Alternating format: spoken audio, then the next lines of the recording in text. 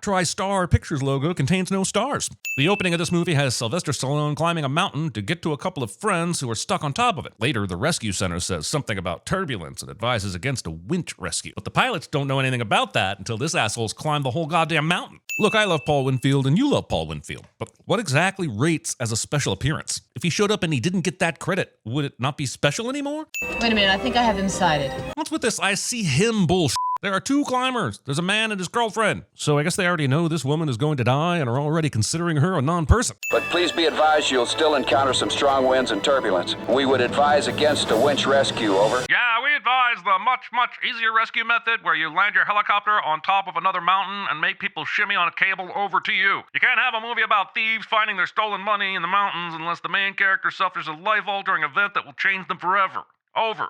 Also not seen here, strong winds or turbulence, and the smoke flare appears to agree. I'll proceed with wire cross from opposite tower. Listen, no amount of expositional air traffic controlling will make me believe ziplining across this gap is safer. I can't tell if the helicopter is above or below him in this shot, and since the former would create more wind than me after a bean and beef burrito, and the latter could chop Gabe up like a delicious pico de gallo, I'm gonna say both seem like a bad idea. I thought it was an old war wound from Nam. Man, for being stuck on a mountain that still presents many challenges for getting home alive, this amateur climber is super chill in this situation. Not Sylvester Stallone is here to tell you guys he's okay being seen as not Sylvester Stallone. I know they're worried about what happens if there's turbulence, but if you can hover here like this with no problem, wouldn't you rather drop a basket for them to get in so you can pull them up? I mean, they're gonna make a guy with a bad knee shimmy on a cable here in a minute. What would they have done if someone was unconscious? Behold the heliscrotum. Based on a premise? How do you get credit for that? Is this what happens when someone describes their movie idea in a bar and a studio guy overhears it? You got moxie, kid. For that premise, I'll pay you 5 tea gardens to the nearest 10 penny.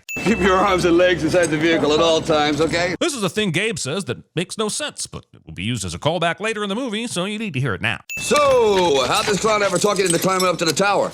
He told me it was better than sex. Blasphemy! Come on, guys, the wind's picking up. Still not seen any sign that they are being impacted by wind. In all the wide shots, the red clip that breaks is seen on the left side of Sarah's harness, our right, and nowhere near the carabiner. But in the close-ups, it is on her right side, our left, and also up against the carabiner. The lesson here is not to climb with magically shifting equipment. All right, a little more, Sarah. This thing shears like butter because it was modified to do so, and no one thought using an actual brand of harness that could be purchased was a bad idea. The one big buckle breaking would likely mean your end is near, but it wouldn't cause all the other buckles to unravel like this. You'd just die with the rest of your harness firmly attached to your body. I didn't have upside-down shimmying Sylvester Stallone on my Nightmare Fuel bingo card, but I won't make that mistake again. Sarah wasn't able to reach Gabe's arm before, but after the clip breaks, he's able to grab her at the last second because suspense is a stronger force than gravity. So while Gabe tries to save Sarah, I've got to know, is this guy smiling? I'm living! Let's be honest, for all its contrivances, this scene is pretty damn good. Iconic, maybe. And truthfully, the only reason most people remember Die Hard on a Mountain. Go ahead, take your sin back, in case you confused it with Denver, Venezuela. Also, a movie picks up 8 months later, right where we were all expecting, the Denver Mint. Treasury Agent Macklemore, please contact BAU. Movie unintentionally gives birth to Macklemore. Scene does not contain a lap dance. Matheson has been transferred from the Denver office to Frisco, and as a professional courtesy between offices, I was asked if he could hitch a ride. You see, he's already moved all his stuff from here to Frisco, and he's ready to start his new life there immediately upon landing. Standard procedure, really. Most protected shipment we've got, and the most useless. These bills aren't even in circulation. $1,000 bills we're transporting are only used for international banking exchange. That sounds like the opposite of useless, and no one calls him out on this. Hey man, where you been? Did you fall off the planet or something? No, I've been working up in Denver. How is it that these two guys have to yell at Gabe to get their message across, but Gabe can just casually talk at a normal volume and still somehow be heard? Man, I hate work, even when somebody else is doing it. As 1990s extreme sports enthusiasts, we are bound by a code to be obnoxious and wear clothes that look like they were made out of trapper keepers. Also, I swear to God, this blonde-haired dude doesn't look at the road f***ing once during this conversation. How you doing, Jess? Sneaking up on your ex and not calling before visiting. I can't blame Hal for anything, Jesse. It was me. And the buckle. Did they forget about the stupid buckle? There were times when I didn't know what I wanted to do more, hate you or love you. Skip! You know where everything is. Late for work. Jessie might just be saying that to get away from Gabe, but how the f is she late for work when she was just casually brushing a horse 3 minutes ago? She seemed to be in no hurry to get to work then. Whoa, plane, leave a little something to the imagination. Oh, I think old Frank nailed it with that stroke. Mainly because of this movie, this is now the only thing I can say during sex. Yes, even the Frank part. Christ, we're losing altitude and slowing down. Get your weapons. The movie could have lent a little more script to explaining why Agent Matheson assumes the other agents aren't in on the heist, but it was content with letting me think he is an idiot. Was that? I absolutely love the look on this guy's face when he blows away the co-pilot. Like, there was some real hatred there. Co-pilot probably f***ed this dude's wife. We're heading 080 and doing 250 knots level. This knots and headings for all of some time. Flight level 2109er, over. Flight level 2109er would put you at 210,900 feet, and considering Travers said... Dropped at 15,000 feet. I think he's gonna be a little pissed and confused that you now are flying at 5 times the normal cruising altitude of a commercial jet. 5 Lima. I'm out of here. This entire operation seems too complicated, with way too many things that can go wrong to make it worthwhile. Granted, I don't plan my own heists in terms of what would be exciting for a movie audience, but I do make a neat profit at the end of the year. By the way, this is an actual damn stunt Simon Crane did for $1 million. Probably still didn't get paid enough. Oh, you just stepped on Matheson's watch. That motherfucker said he would come back from the dead if anyone stepped on his watch. Quick question. When a plane is incinerated in midair and the authorities investigate it, does it look like a regular plane crash? The cable's gone free. Don't unhook it. The cases are still there. Yeah, but how? These cases were being ziplined from the other plane, and everything that this cable was attached to blew up. So what's keeping the carabiners that are holding these cases from sliding past the detached end of the cable? So this is your idea of a foolproof plan? Did Travers present this plan as foolproof? Whoever believed that is just as much a fool as the person who came up with it. This base jumping turns into obvious skydiving. It's like someone thought base jumping didn't look extreme enough.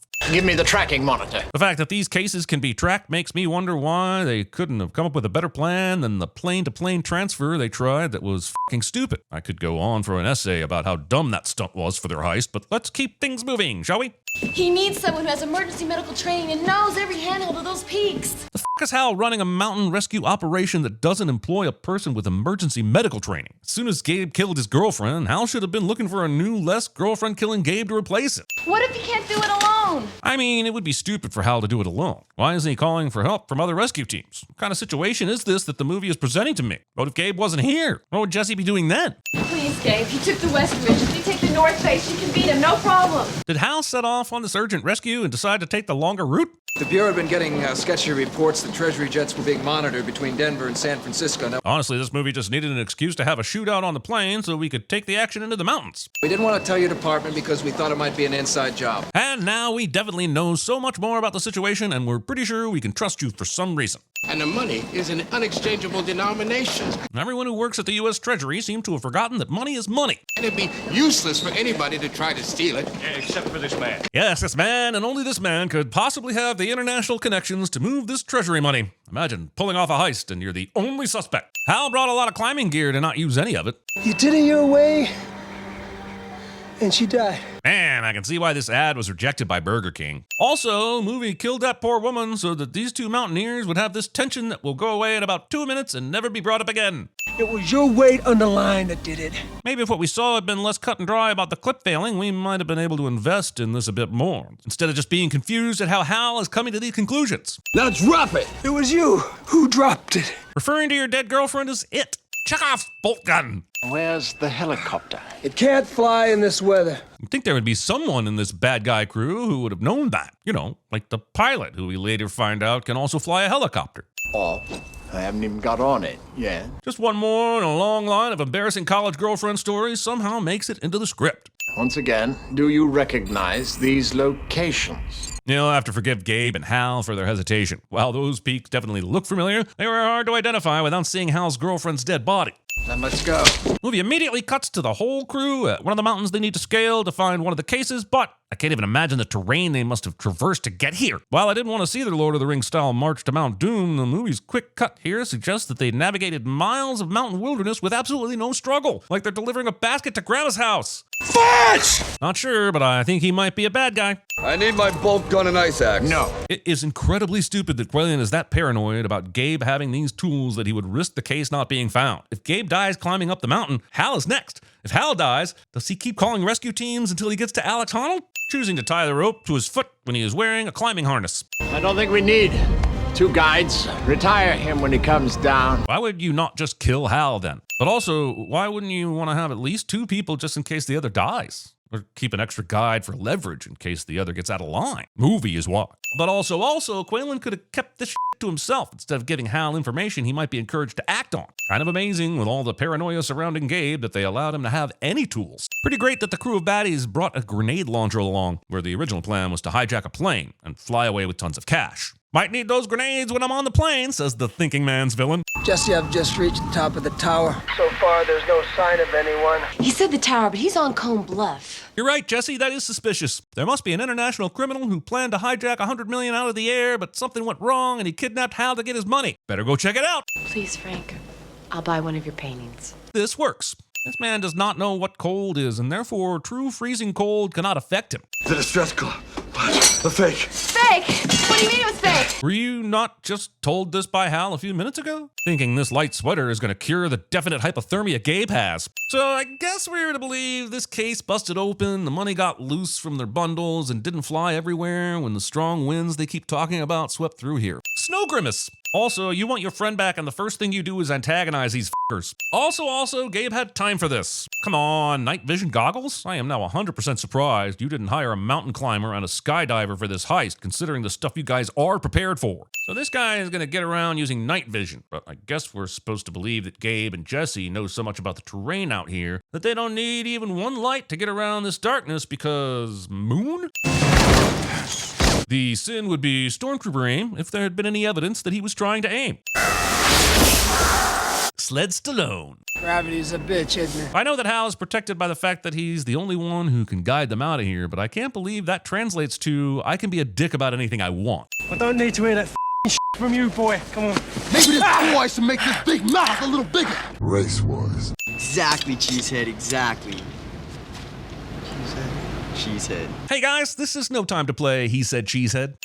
Cost a fortune to heat this place. It's bad humor, I know. Well, if you know, then I don't need to explain the sin. Also, they cozy up like this money is gonna burn all night long. It's gonna burn hot for like 5 minutes and we'll be out in 10. Leon, the professional here, starts shooting and guns down one of the annoying extreme sports kids, but I'm having a hard time figuring out how he got a good shot, considering this is where we saw those guys at the beginning of the scene. Hell, look at the terrain when they go chasing after them. Those were some magic-ass bullets. This happens a lot in this movie. Someone moves somewhere, we see a gunfire, and it cuts back to the moving person, and there's just absolutely no sense of where everyone is in the scene. Kill a few people, they call you a murderer.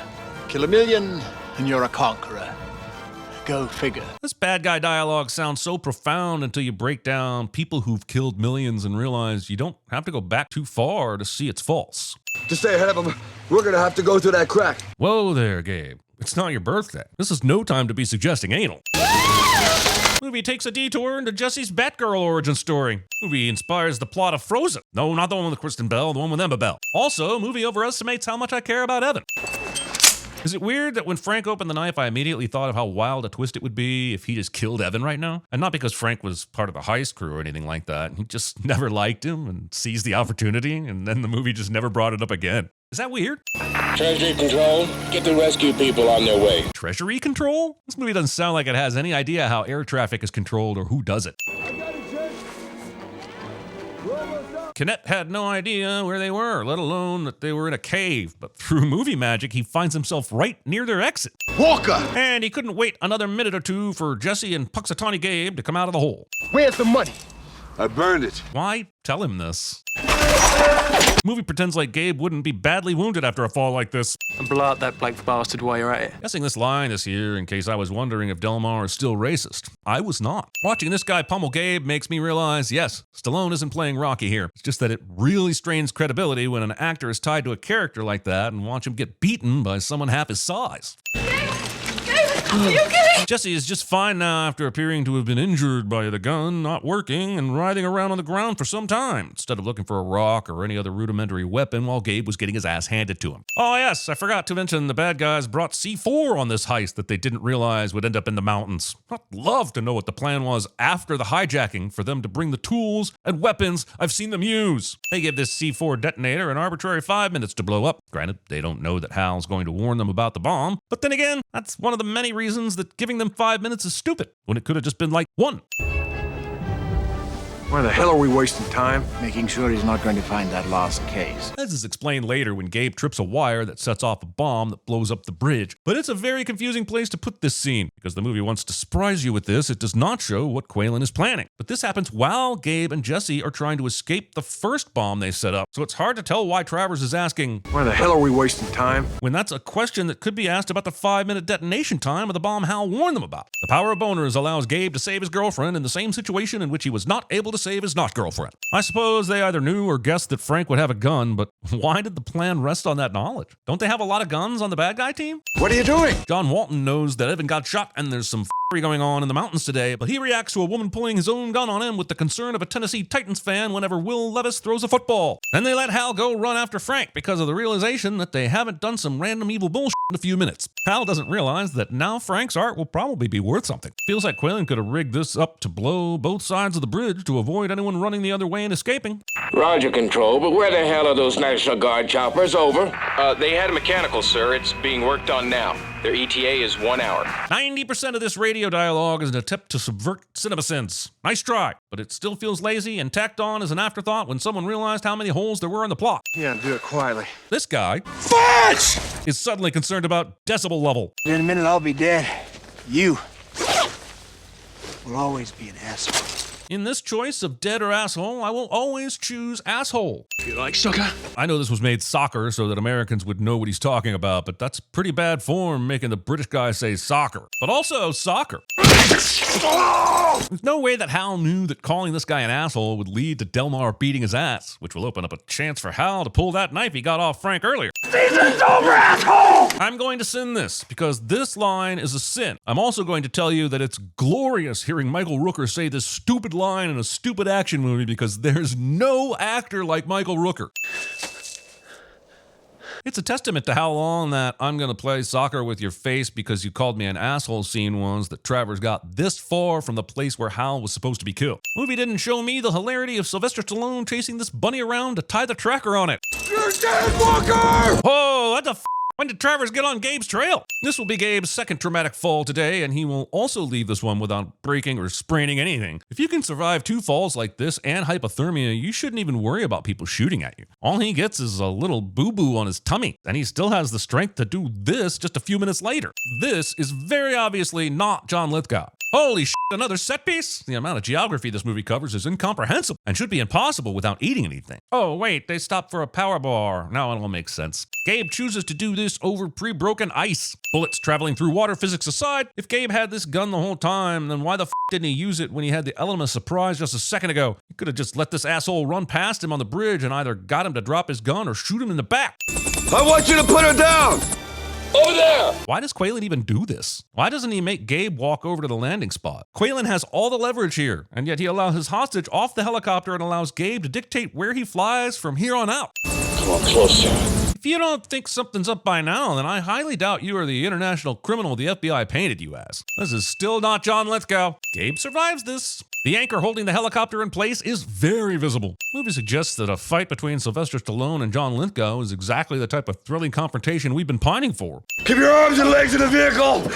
At all times! Glad we came full circle on that callback. I highly doubt that this low on fuel helicopter had enough left to explode this cinematically. If you're looking for Mr. Quaylen, try about 4,000 feet south of here. He'll be the one wearing a helicopter. That's very colorful, sir. How's Frank, by the way? I'll arrange transportation for the 3 of you if you can sit tight for a while. This is the only contribution these Treasury agents make to the entire film, and even that ends up being some task that they will eventually get to. Once more into the fray. Baby! Wait! You forgot your bear! A symbol of your lost youth and innocence! What you like to do, Ty? I'll keep asking myself that. And? I'm sorry, I just don't know. You don't know? It was a jump to conclusions, Matt. Don't anyone jump to conclusions. Hey, I'm an artist. You give me a f***ing tuber, I'll get you something out of it. We're heading 080 and doing 250 knots level at flight level 2109er, over. And did I catch a niner in there? Were you calling from a walkie-talkie? I just want to tell you both good luck. We're all counting on you.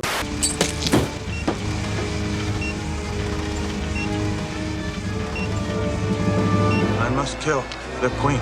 What about roads? Roads? Where we're going, we don't need roads. Well, Tucker and Walker, we're missing 3 bags. What's in them? Shoots, socks, whips, chains, and freaky sex toys.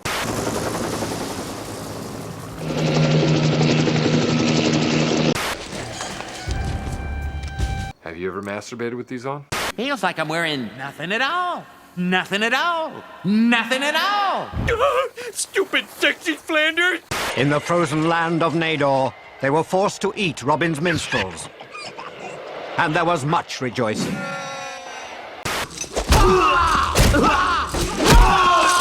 I think I'm bleeding inside my chest. I warned you, but did you listen to me? Oh, no, you knew it all, didn't you? Oh, it's just a harmless little bunny, isn't it?